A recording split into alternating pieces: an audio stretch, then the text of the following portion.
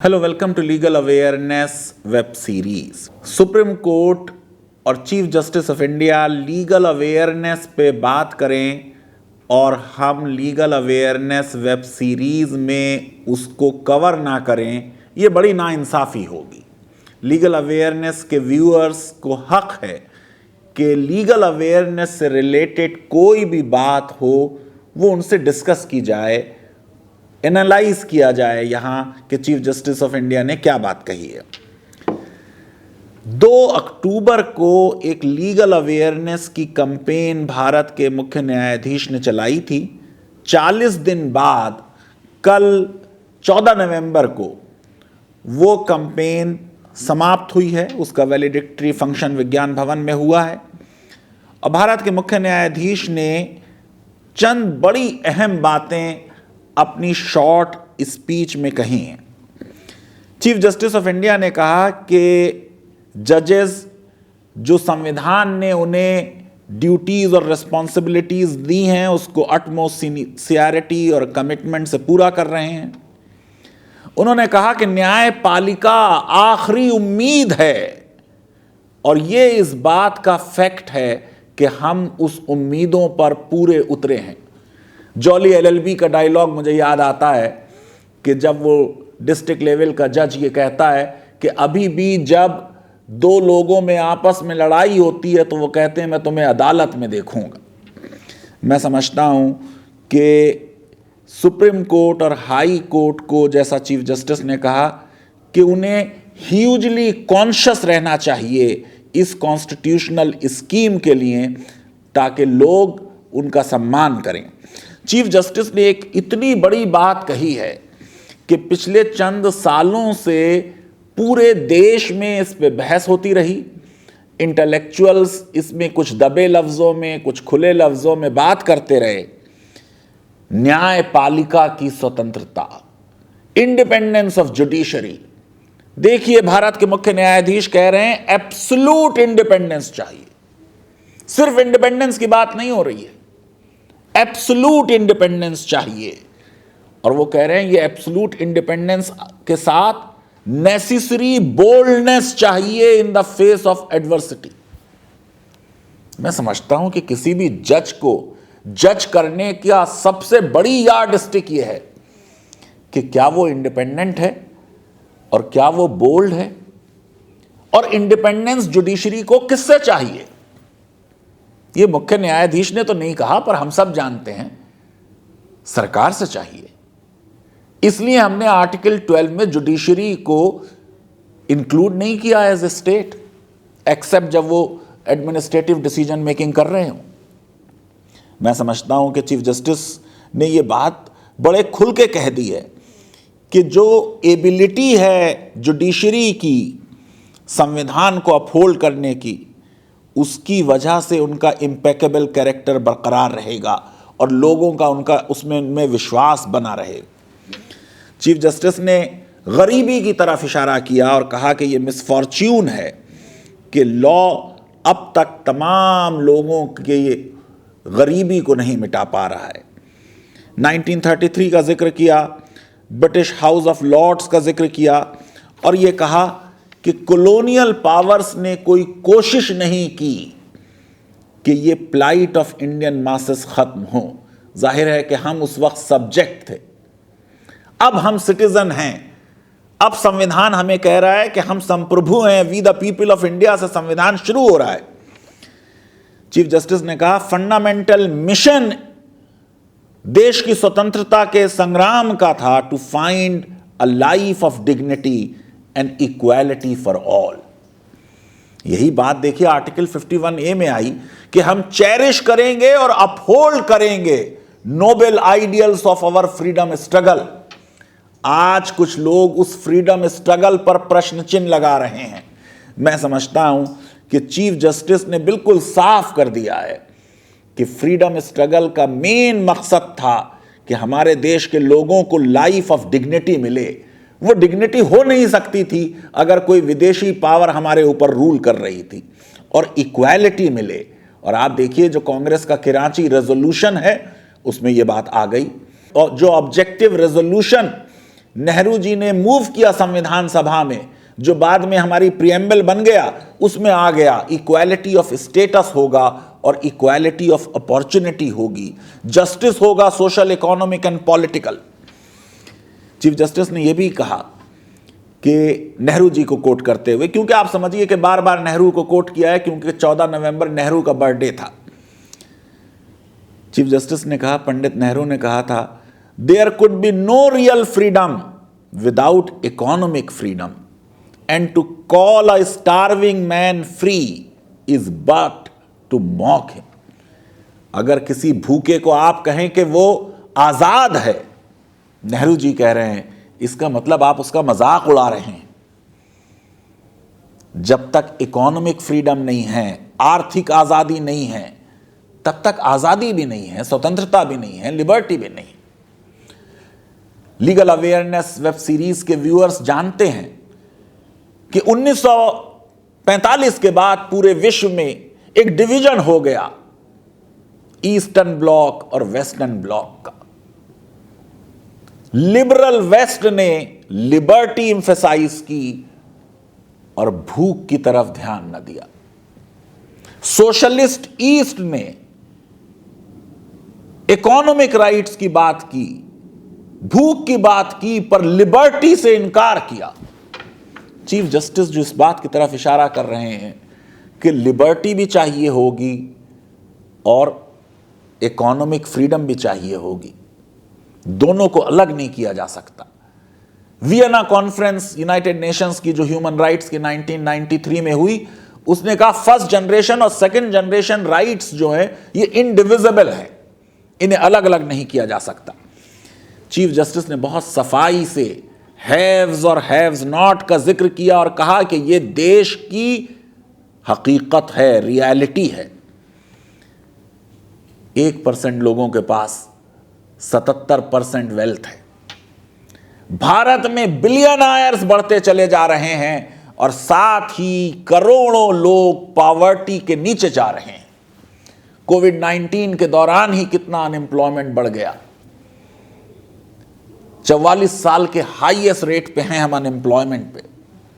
भारत के न्यायाधीश हैं, इशारों में बात कहते हैं, लेकिन जो बात कह रहे हैं वो ये कि हैव्स और हैव्स नॉट के बीच गैप कम होना चाहिए। चीफ जस्टिस ने कहा कोई भी काम आगे नहीं बढ़ सकता जब तक ये समाज में इनइक्वालिटीज होंगी, डेप्रिवेशंस होंगे, पॉवर्टी होगी।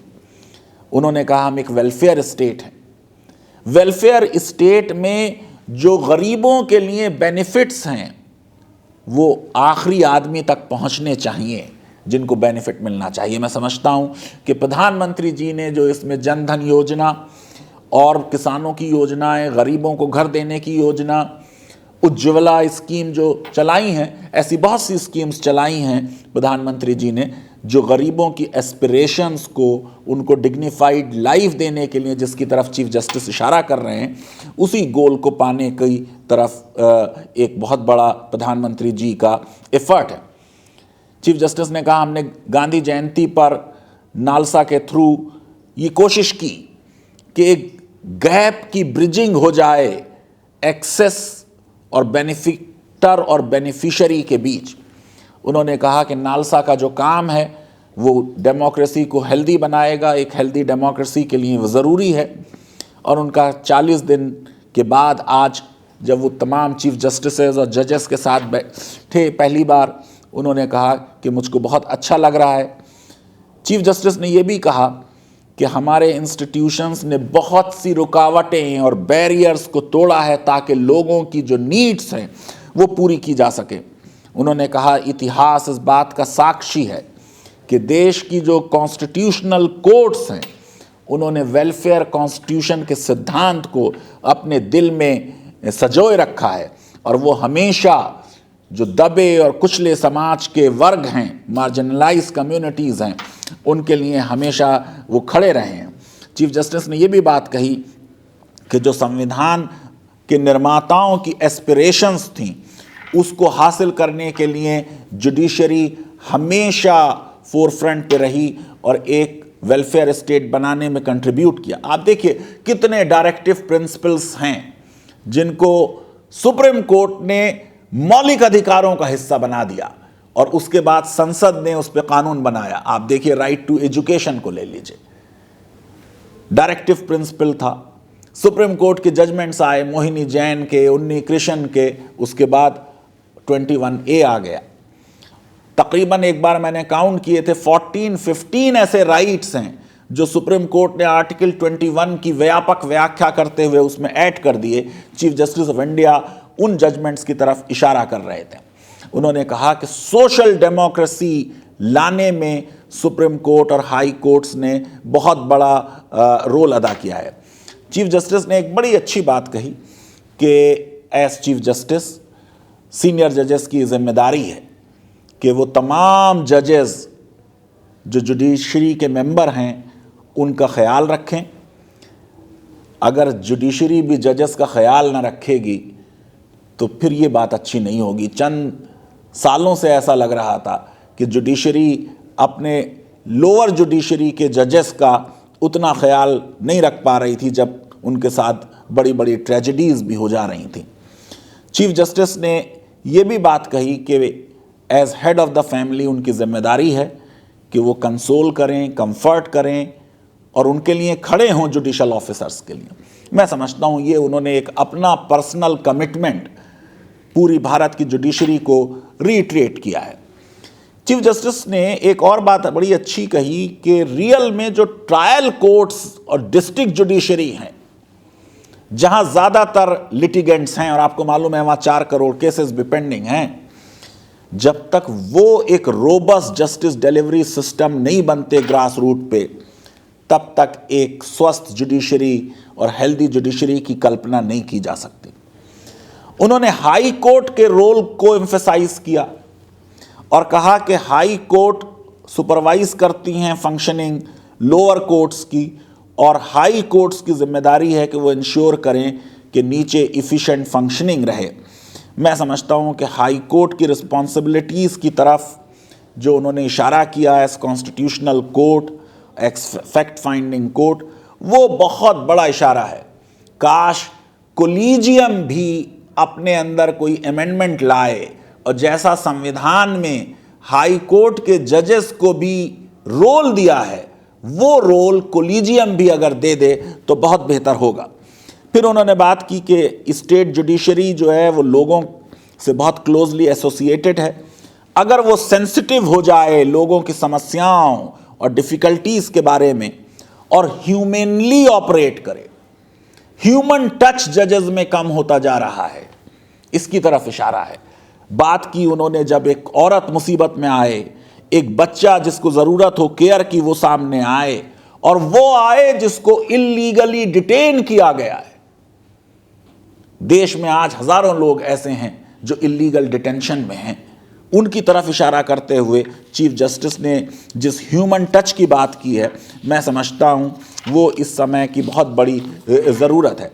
चीफ जस्टिस ने यह भी कहा कि आम लोगों को लॉयर्स कितने वेल ड्रेस्ड हैं, कितना अच्छी बहस करते हैं, कितनी कोर्ट्स की बिल्डिंग्स जो हैं वो स्टेट ऑफ आर्ट हैं, इससे फ़र्क नहीं पड़ता जब तक उनकी समस्या का हल ना हो, उनके दर्द में कमी ना हो, उनकी परेशानी दूर ना हो। मैं समझता हूं कि इंफ्रास्ट्रक्चर पे भी वो फोकस कर रहे हैं और ये भी बता रहे हैं कि इंफ्रास्ट्रक्चर अपने आप में गोल नहीं है। गोल ये है कि लोगों की परेशानियों को और समस्याओं को हल किया जाए। चीफ जस्टिस ने एडीआर का जिक्र किया और ये कहा कि पॉपुलराइज किए जाने चाहिए एडीआर मेथड्स। मीडिएशन और लोक अदालत और लीगल सर्विसेज अथॉरिटी ने इसमें बहुत बड़ा योगदान दिया है। पंडित नेहरू को फिर उन्होंने चिल्ड्रन डे पे अपने ट्रिब्यूट देते हुए कहा कि ऐसी स्कीम्स लॉन्च की जा रही हैं जो बच्चों को टारगेटेड हैं। इधर कुछ ऐसा हुआ, चीफ जस्टिस ने भी जिक्र किया कि हम रेस्टोरेटिव जस्टिस का इस्तेमाल नहीं कर रहे उतना। हमने जो जुवेनाइल जस्टिस एक्ट बनाया उसमें जो यूनाइटेड नेशंस का convention on the rights of child है, हम उसके विरुद्ध चले गए। ये जो हमने एक मामला बना रखा है कि 18 साल से कम उम्र के बच्चों को भी पनिश किया जाए, ये तो बिल्कुल इंटरनेशनल कमिटमेंट जो बच्चों को दिया गया है उसके हम विरुद्ध हैं। चीफ जस्टिस ने रेस्टोरेटिव जस्टिस का जिक्र किया कि उसका इस्तेमाल क्रिमिनल जस्टिस सिस्टम में हो, ख़ास तौर से जब मार्जिनलाइज कम्युनिटीज़ का मामलात हों। और फिर चीफ जस्टिस ने लॉ स्टूडेंट्स की अहमियत भी बताई कि लीगल एड मूवमेंट में अगर लॉ के स्टूडेंट्स का लार्ज स्केल इन्वॉल्वमेंट हो स्टेट लीगल सर्विसेज अथॉरिटीज़ में तो वो बहुत बेहतर होगा। चीफ जस्टिस ने केस और डेटा मैनेजमेंट का जिक्र किया। आपको मालूम है कि नालसर ने MBA शुरू किया पूरा कोर्ट मैनेजमेंट पे, इस मकसद से कि जो केस डॉकेट है उसको हल करने के लिए एक्सपर्ट हैंड्स हमको मिल जाएं। और हम इसके लिए भी तैयार हैं कि अगर हमारी कोर्ट्स के जो स्टाफ हैं उनको आज ऑनलाइन टीचिंग के ज़रिए हम वो MBA दे सकते हैं, अगर सुप्रीम कोर्ट और हाई कोर्ट इस मामले में हमारी रहनुमाई करे। चीफ जस्टिस ने आखिर में राष्ट्रपति जी का और प्रधानमंत्री जी का बहुत बहुत शुक्रिया अदा किया, स्मृति ईरानी जी का शुक्रिया अदा किया, और लॉ मिनिस्टर के लिए तो उन्होंने फिर एक बार कहा कि मेरे पास शब्द नहीं हैं कि मैं उनकी तारीफ़ कर पाऊँ। एक फ़ाइन जेंटलमैन हैं और उनके साथ नालसा में जो एसोसिएशन है उस एसोसिएशन से बहुत नालसा का इस कॉज का कि लॉ आम लोगों की मदद के लिए आ जाए, एक्सेसिबल हो जाए, उसमें बहुत मदद मिल रही है। अपने ब्रदर जज जस्टिस यू ललित को फ्लैग बेरर ऑफ मिशन कहा क्वालिटेटिव जस्टिस का। जस्टिस खानविलकर की तारीफ़ की कि उनकी लीडरशिप में लीगल सर्विसेज कमेटी ने बहुत अच्छा काम किया। और फिर अटॉर्नी जनरल ऑफ इंडिया जो 90 साल के हैं, आपको मालूम है, बहुत बड़े लॉयर हैं, चीफ जस्टिस ने कहा कि मैन ऑफ इमेंस विजडम हमारे बीच में है। मैं ये समझता हूँ कि चीफ जस्टिस ने जिस तरीके की ये स्पीच दी और जिस तरीके की समस्याओं की तरफ इशारा किया, अगर हम उन पर गौर और संजीदगी से काम करें तो जस्टिस सिस्टम कंट्री का इम्प्रूव होगा, लोगों का हमारी अदालतों में विश्वास बढ़ेगा और इंडियन सुप्रीम कोर्ट जो विश्व की सबसे शक्तिशाली कोर्ट है उसकी गरिमा और महिमा में और 4 चांद लग जाएंगे। लीगल अवेयरनेस वेब सीरीज़ अगर आपको पसंद आती है तो मेरी रिक्वेस्ट है कि हमारे इस वीडियो को वाइडली शेयर करें, हमारे चैनल को सब्सक्राइब करें और बेल आइकन और लाइक ज़रूर क्लिक करें। बहुत बहुत शुक्रिया, धन्यवाद, थैंक यू वेरी मच।